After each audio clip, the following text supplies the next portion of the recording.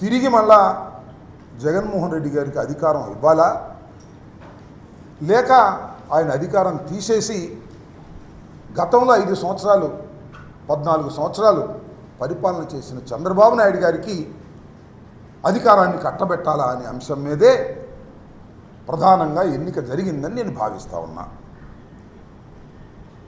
గతంలో చంద్రబాబు నాయుడు గారి పరిపాలన చూసిన వారు, 5 సంవత్సరాలు పరిపాలన జగన్మోహన్ రెడ్డి గారిని చవి చూసిన వారు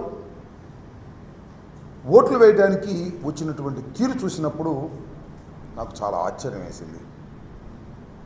ఉదయం నేను 7:30-8 గంటలకు వెళ్ళా. అప్పటికే బారులు తీరి ఉన్నారు. నేను అడిగే 8ంటికి వచ్చారమ్మా అని. మేము 5ంటికే వచ్చామండి అని అన్నారు. అంటే 5 గంటలకే మహిళలు, వృద్ధులు వచ్చి లైన్లో నిలబడ్డారు. పెద్ద ఎత్తున లైన్లో నిలబడి తన ఓటు హక్కును వినియోగించుకున్నారు.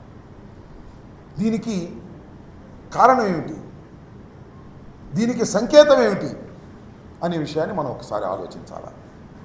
నేను లైన్లో ఉన్న వారందరినీ చూసే ఎక్కువ మంది వృద్ధులు, వికలాంగులు, మహిళలు ఎక్కువగా ఉన్నారు. నేను భావిస్తున్నా 5 సంవత్సరాలు జగన్మోహన్ రెడ్డి గారి పరిపాలన చూసిన తర్వాత, సంక్షేమ కార్యక్రమాలు అందుకున్న తరువాత, నా బిడ్డ జగన్మోహన్ రెడ్డిని మరొక్కసారి ముఖ్యమంత్రిగా చేయాలనే తాపత్రయంతో తమ ఓటు హక్కుని వినియోగించటం కోసం గంటల తరబడి వృద్ధులు, గంటల తరబడి మహిళలు, గంటల తరబడి వికలాంగులు క్యూలో నుంచున్నారనేటువంటి భావన కలిగింది నాకు పెద్ద ఎత్తున. లాస్ట్ ఎన్నికల్లో జరిగినటువంటి పర్సంటేజ్ సుమారుగా 79-80% ఉంది.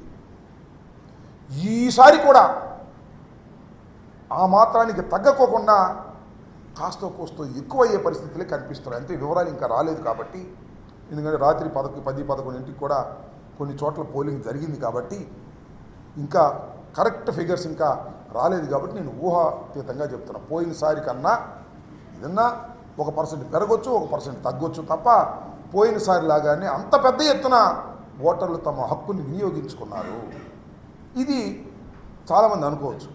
పూర్వం మాకు కూడా, నేను కాంగ్రెస్ పార్టీలో ఉన్నప్పుడు చాలాసార్లు పోటీ చేసినప్పుడు ప్రభుత్వ వ్యతిరేకత ఉంటే ఎక్కువ పర్సెంటేజ్ ఓటు అవుతుంది అనేటువంటి భావన ఉన్నది. ఇవాళ నేను మనవి చేస్తున్నా, పోయినసారి కన్నా ఎక్కువ అయితే అది పాజిటివ్ ఓటు.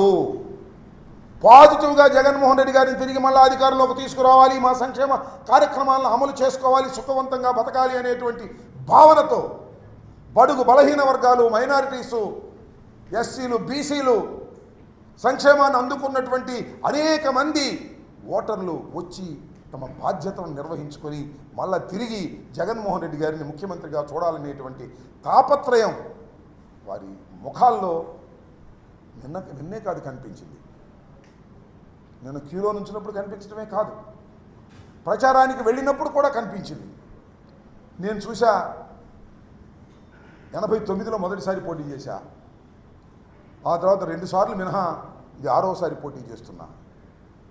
అన్ని ఎన్నికలు చాలా సన్నిహితంగా చూసా, పోటీ చేయని ఎన్నికలు కూడా. మొదటిసారి ఈసారి మాత్రమే ప్రతి గ్రామంలోనూ మహిళలు జెండాలు పట్టుకొని, కొన్ని గ్రామాల్లో అయితే ఆశ్చర్యం, పురుషుల కన్నా మహిళలే నా ప్రచారంలో పాల్గొన్నారు. వ్యాన్ వెళ్తుంటే నా వ్యాన్ ముందు మహిళలు వైఎస్ఆర్ కాంగ్రెస్ పార్టీ జెండాలు పట్టుకొని జై జగన్ అంటూ నినదిస్తూ ఉరుకులు వేశారు, పరుగులు తీశారు. అందరూ మహిళలు. ఇదంతా మహిళల్లో ఉన్న సంకేతం. నేను ఒకటే మనవి చేస్తున్నా, మహిళలు పెద్ద ఎత్తున 70% ఆఫ్ మహిళలు ఏ కులమైనా ఏ మతమైనా జగన్మోహన్ రెడ్డి గారికి ఓటు వేశారని నేను విశ్వసిస్తున్నా. ఎందుకో తెలుసా, జగన్మోహన్ రెడ్డి గారు మహిళలకు సాధికారత కల్పించాడు. అమ్మఒడి మహిళలకు ఇచ్చాడు, డోక్రా మహిళ రుణమాఫీ మహిళలకు ఇచ్చాడు, ఇళ్ల పట్ట మహిళలకు ఇచ్చాడు. ఇట్లా ఏది చేసినా మహిళల ఖాతాల్లోకి చేసినటువంటి వ్యక్తి జగన్మోహన్ రెడ్డి గారు.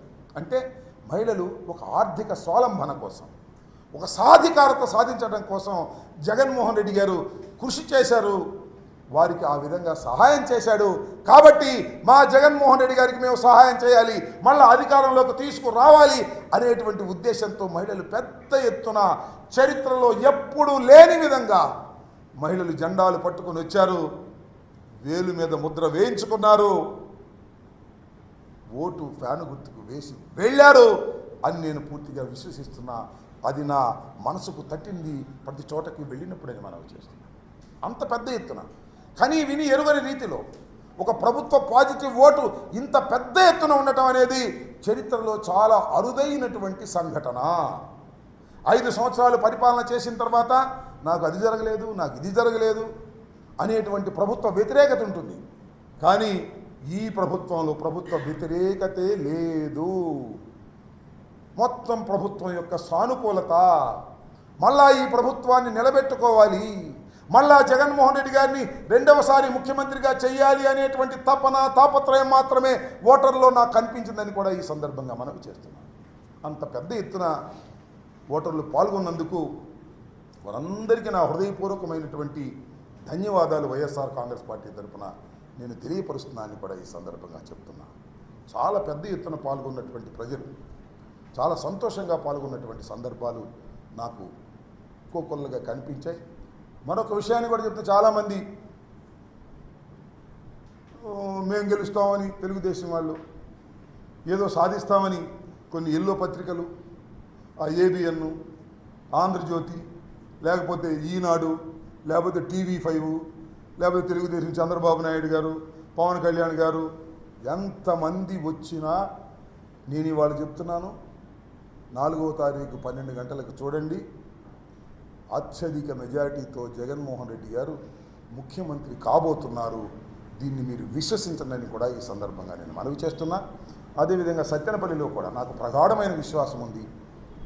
టౌన్లో కానీ వివిధ మండలాల్లో కానీ చాలా పెద్ద ఎత్తున ఓటర్లు పాల్గొన్నారు పాజిటివ్గా. మళ్ళీ తిరిగి ఒక మంత్రిగా పనిచేసిన నాకు పెద్ద మెజార్టీతో గెలిపిస్తారనే విశ్వాసం కూడా ఉందని కూడా ఈ సందర్భంగా నేను మనవి చేస్తున్నాను. పోతే ఇక్కడ కొన్ని బాధాకరమైనటువంటి అంశాలను ప్రస్తావన చేయవలసినటువంటి అవసరం ఉన్నది. అదేమిటంటే చాలా పెద్ద ఎత్తున హింస ప్రజ్వరిల్లింది. ముఖ్యంగా సత్తెనపల్లి నియోజకవర్గంలో, నర్సరావుపేట నియోజకవర్గంలో పలనాడు మొత్తం కనీ విని ఎరుగని రీతిలో ఏ రోజున కూడా ఈ ఎన్నికల్లో కూడా జరగనటువంటి విధంగా హింస జరిగింది, ఇంకా జరుగుతూ ఉంది. ఇంకా కొన్ని గ్రామాల నుంచి ఫోన్లు వస్తున్నాయి, మా మీద దాడులు చేస్తున్నారు అని. ఎస్సీల మీద, ఎస్టీల మీద, బీసీల మీద, మైనారిటీల మీద దాడులు చేసే పరిస్థితి కనిపిస్తూ ఉన్నది. చాలా దురదృష్టకరమని మనం చేస్తున్నాం. నేను ఒక విషయాన్ని గమనించదలుచుకున్నా, రోజేబాయ్ ఒక్క నిమిషాన్ని గమనించదలుచుకున్నా. ఎన్నికల కమిషన్ చాలా విషయాలను ప్రస్తావన చేసింది, చాలా మార్పులు కూడా చేసింది. ముఖ్యంగా లా అండ్ ఆర్డర్ కాపాడటం అనేది ఒక ప్రధానమైనటువంటి అంశం. ఎన్నికల సమయంలో పెద్ద ఎత్తున ఎన్నికలు జరుగుతూ ఉన్నప్పుడు ఎవరి ఓటును వాళ్ళు సక్రమంగా వినియోగించుకోవడం కోసం లా అండ్ ఆర్డర్ కాపాడాలి, పోలింగ్ స్టేషన్లో కట్టుదిట్టమైన ఏర్పాట్లు చేయాలి అనేది ఎన్నికల కమిషన్ యొక్క ఉద్దేశం. అది ప్రజాస్వామ్యంలో చాలా అవసరం. ఈ సందర్భంలో కొన్ని మార్పులు చేశారు, మంచిదే. డీజీపీని మార్చారు, వండర్ఫుల్. అంటే డీజీపీ